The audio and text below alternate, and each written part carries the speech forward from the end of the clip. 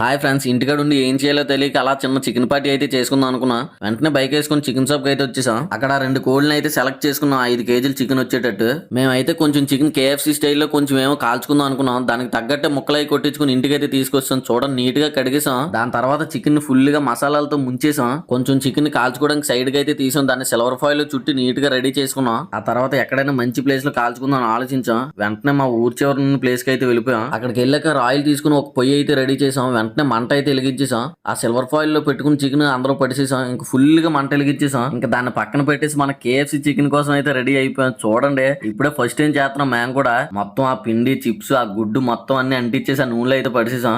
ఎలా వస్తుందనో ఆలోచించాం, కానీ చూడడానికి అయితే చాలా బాగొచ్చాయి. ఇంకా అన్ని రెడీ అయిపోయి ఒక దగ్గర అయితే పెట్టేసుకున్నాం తినడానికి. ఒక కేఎఫ్సీ పీస్ తీసుకుని ఆ సాస్ లో ముంచుకుని తింటే ఉన్నదే సూపర్. మా ఫ్రెండ్స్ అందరం గట్టిగా కుమ్మేసి బాగా అయితే ఎంజాయ్ చేసాం. మా పార్టీ అయితే సక్సెస్ఫుల్ గా కంప్లీట్ అయింది. మీరు కూడా ట్రై చేయండి.